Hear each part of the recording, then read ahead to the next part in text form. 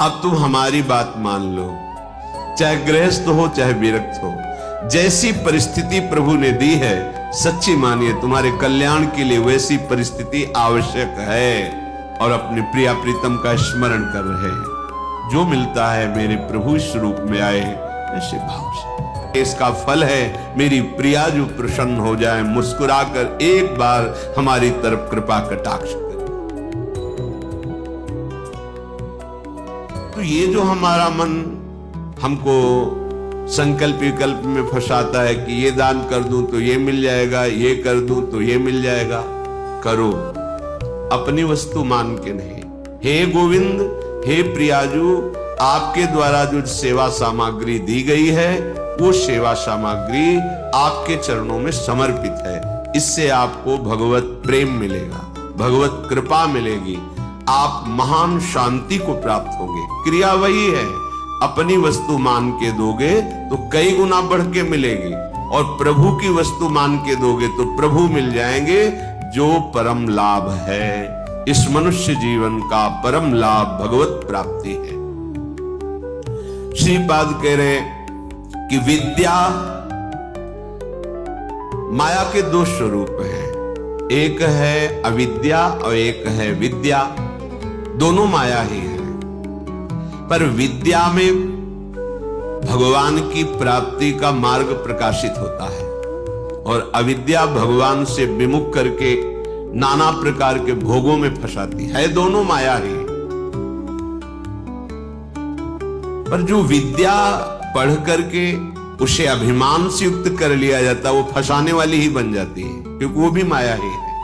मैं शास्त्रों का ज्ञाता हूं, मुझे बहुत आता है, मुझे सब ज्ञान है, मैं विद्वान हूं, ये ठीक नहीं। ये अहंकार आपको फंसा देगा, ये मुक्त करने वाला नहीं है। मुक्त करने वाला जो ज्ञान है, जो विद्या है, वो विद्या विनय संपन्ने ब्राह्मणे गविहस्तनी स्वनी चुपाके चा पंडिता समदर्शिना। तुम्हारी विद्या के प्रभाव से अविद्या नष्ट हो जाए और समदर्शी दृष्टि प्राप्त हो जाए, सब में एक ही परम तत्व विराजमान है, ऐसा अनुभव हो जाए, ये विद्या का लाभ हुआ। पर हम विद्वान होकर विद्याभिमान करके अगर अपने को और बांध रहे हैं तो विद्या नहीं है, वो अविद्या ही है। श्रीपाद कह रहे हैं, कोई मुझे बहुत अच्छा कहे, बहुत बड़ा दानी है, बहुत भगत है, बहुत सेवक है, आदि आदि, यदि ऐसी सुनने की इच्छा है, आपको ऐसी ख्याति पाने की इच्छा है, तो ये भी माया का जाल है, जो आपको आवागमन में बांध करके कष्ट देगा। विश्वास कीजिए महापुरुषों के वचनों पर। जब आप अखिल लोक चूड़ामणि भगवान के दासत्व से युक्त हो जाएंगे, उनके महामहिम नाम का जब, उनकी चरण सेवा, उनके गुण कीर्तन, लाइक करें और चैनल को सब्सक्राइब करें। मिलते हैं और एक नई वीडियो। पर यदि आप चाहेंगे यस और उसमें राजी रहेंगे तो आपका परमार्थ नहीं बनेगा। स्वार्थ तो जय जयकार लोग करेंगे, पर परमार्थ नहीं बनेगा। फिर लाभ क्या मिला? अब तुम हमारी बात मान लो। श्रीपाद कह रहे हैं, भगवान की जैसी इच्छा हो, जो वो तुम्हें जिस परिस्थिति में रखे हैं उसमें संतुष्ट हो जाओ। अपनी ऐसी वृत्ति बनाओ कि भगवान से भी मांगने की इच्छा ना हो। जैसे वो मुझे रख रहे मैं उसमें राजी हूं। ये बहुत बड़ी उपलब्धि है, बहुत बड़ी सिद्धि है ये। इसी से सारी कामनाएं नष्ट हो जाती है। बिन संतोष न काम न साही, और अछत काम सुख सपने नाही। बिना संतोष के कामना का नाश नहीं होता, और जब तक कामना रहती तब तक स्वप्न में भी जिसे सुख कहते हैं उसका अनुभव नहीं होता। जागृत की कौन कहे? आप कामना में ही सुख ढूंढ रहे हैं, और सिद्धांत कह रहा है कि अछत काम सुख सपने नाही। यदि हृदय में कामना है तो स्वप्न में भी सुख नहीं मिलेगा। कामना कैसे नष्ट होगी?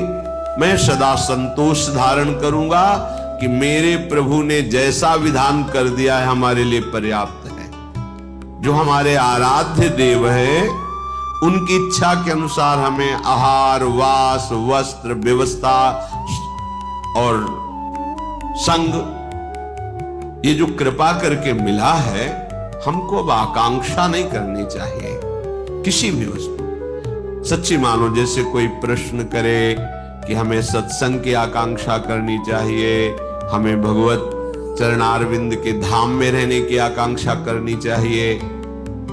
यदि आप ठीक से भजन करते हो तो आपको कोई आकांक्षा करने की जरूरत नहीं। आगे से आगे वो जहां पहुंचाना, जो करना है, अपने आप करेंगे। हम वृंदावन को जानते भी नहीं थे,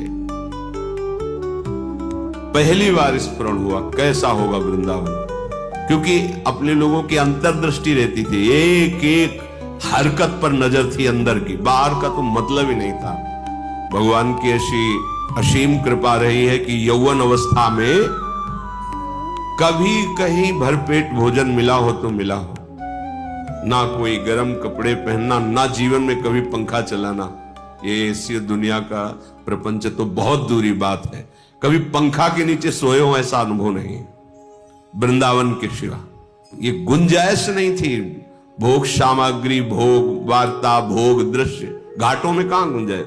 दोपहर की तपती धूप में पंडों की छतुरी के नीचे, और रात्रि में वही घाटों में थोड़ी देर भिक्षुकों के बीच में बैठ जाना, जो मिला मिला, नहीं तो हर हर महादेव, शांत एकदम। ब्रह्मचर्य और संयम का बड़ा बल होता है, कभी निराश हताश और ऐसा नहीं कि चलने लायक नहीं, ऐसा कभी अनुभव जीवन में नहीं हुआ। आप समझिए, वो परिस्थिति अगर ना मिलती तो शायद है कि वो अनुभव भी ना होता। जो अनुभव,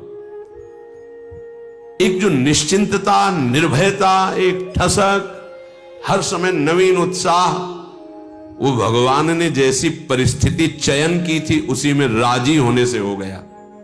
चाहे गृहस्थ हो चाहे विरक्त हो, जैसी परिस्थिति प्रभु ने दी है, सच्ची मानिए तुम्हारे कल्याण के लिए वैसी परिस्थिति आवश्यक है। आप कह सकते हो बड़ा घर में प्रतिकूलता रहती, जरूरी है प्रतिकूलता। भगवत प्राप्ति के लिए जो तुम्हें प्रतिकूलता मिली जरूरी है, बड़े बड़े सिद्ध भक्तों को मिली है। आप तो अभी भक्ति के मार्ग में कदम रखना चाहते हैं, और जो भक्ति के सुभट हैं उनके साथ भारी से भारी प्रतिकूलता हुई। हम प्रतिकूलता का निरादर न करें, वो भगवत कृपा है जो मुझे दलदल से निकाल रही है। सबका स्वरूप सामने आ रहा है। जब आपको जैसी परिस्थिति में रखा गया उसके बदलने के लिए आप दिखावा न कर दे, दिखावा होता है। ब्रह्मबोध प्राप्त करने के लिए एक महापुरुष मिले थे, उन्होंने कहा था कि अपने गुणों को प्रकाशित ना करे, मौन का आश्रय ले, और ऐसे जैसे कोई विक्षिप्त हो ऐसे रहे, फिर उसकी जो यथालाभ व्यवस्था होती उसमें रहे तो उसे बहुत जल्दी ब्रह्मबोध प्राप्त हो जाता है। अपने गुणों को प्रकाशित करके, अपनी महिमा को प्रकाशित करके उसका उपभोग करने लगे तो फिर वो स्थिति से गिर जाता है, वो उस चरम अवस्था को प्राप्त नहीं होता। गंगा किनारे एक से एक महापुरुष, एक से एक दिव्य अनुभवी महापुरुष। आप अपने गुणों को प्रकाशित करके ऐसा कहीं उपभोग तो नहीं कर रहे, अपने सम्मान का गुण प्रदर्शित करके, चाही हुई वस्तुओं का, मानी हुई मान्यता का यदि उपभोग कर रहे हैं तो आप अपने मार्ग से गिर जाएंगे। आपको गुण प्रदर्शन नहीं करना। हम प्रभु के गुण गा रहे हैं, प्रभु का नाम कीर्तन कर रहे हैं, प्रभु की सेवा कर रहे हैं, प्रभु का जस गा रहे हैं। हजारों को लाभ मिले, लाखों को लाभ मिले, करोड़ों को मिले, सबका मंगल हो, कोई परेशान। यहां कह रहे कि अपने गुणों का प्रदर्शन करके प्राप्त विषयों का सेवन उपभोग करना, विषय आए स्वीकृत नहीं हृदय में, जथा लाभ संतोष सदा। महलों में राखो चाहे झोपड़ी में वास दो, कोई प्रश्न नहीं है। चित्त का समाधान हो चुका है, अब कोई परेशानी नहीं है, कोई खुशी नहीं है, कोई दुख नहीं है। बहुत उत्तम स्थिति का वर्णन कर रहे हैं उपासक के ये अमृतमय वचन। वृंदावन में तुम्हारा आगमन हुआ, वृंदावन का आश्रय लिया, वृंदावन का वास, तो यहां किसी का संग मत करना। कह रहे सखे सर्वतो मुक्त संगा। सर्व संग और संत संग इस सर्व में नहीं आता। जो भगवत अनुराग में रंगे हुए महापुरुष हैं, तो भगवत प्राप्त संतों ने भी ऐसी आकांक्षा की कि मुझे ऐसे प्रेमी महाभागवतों का संग मिले, क्योंकि बिना उनकी चरण धूल में बैठे, उनकी चरण धूल से अभिषिक्त हुए ना तत्वबोध होता है, ना भगवत प्रेम होता है। तो संतों का संग ही सर्व संग का त्याग कराता है। इसीलिए श्री भगवान ने अपनी प्रसन्नता, अपनी प्राप्ति के उपाय का जब वर्णन किया तो कह रहे व्रतान यज्ञ छंदांस तीर्था नियमा यमाह यथा वरुंधित सत्संगा सर्व संगोपहो हिमाम। बड़े बड़े व्रत नियम और तीर्थ यात्रा धर्म आदि, इन सब के द्वारा शास्त्र स्वाध्याय आदि, देवताओं का यजन पूजन आदि, इनके द्वारा मेरी प्राप्ति उतनी संभव नहीं जितनी संत संग से। क्योंकि संत संग क्या करता, सर्व संगोपहोहिमाम, सर्व संगों का त्याग करा देता है। जो आसक्ति संसार में, विषयों में, व्यक्तियों में, वही आसक्ति यदि संत महात्मा में हो जाए तो मोक्ष का खुला हुआ द्वार शास्त्रों में पाया गया है। तो यहाँ जो सखे सर्वतोमुक्त संगा, उसका भाव है जो प्रभु से विमुख जन है उनसे हमारा परिचय भी नहीं होना चाहिए। वृंदावन ऐसे रहे मनो चिन्हारो नाई, हम नहीं पहचानते किसी को। नेत्र नीचे हैं, अपने मार्ग को देख रहे हैं और अपने प्रिया प्रीतम का स्मरण कर रहे हैं। जो मिलता है मेरे प्रभु स्वरूप में आए हैं ऐसे भाव से। कहीं कोई सांसारिक भाव, सांसारिक संबंध नहीं। सांसारिक प्रपंच को स्वीकार करने वाला उपासक उपासना में आगे बढ़ नहीं सकता। अपने गुणों को प्रयोग न करते हुए, जो हमारे अंदर भागवतिक गुण हैं, वो प्रभु की महिमा को, प्रभु के यश को गान करके जगत मंगल के लिए है।